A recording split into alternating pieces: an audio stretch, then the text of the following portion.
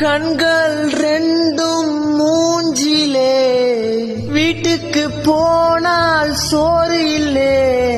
Kitchen முழுக்கா தேடினேன், குண்டால கைய விட்டு நோண்டுனேன். இது நியாயமா? வயிறு காயுமா? 2 தோசையாச்சு சுட்டு போடுமா? நல்ல சோறு வீட்ல துண்ணு ரொம்ப நாளு ஆனதே. 4 நாளா பட்னியாயிருந்து வயிறு வெந்து போனதே.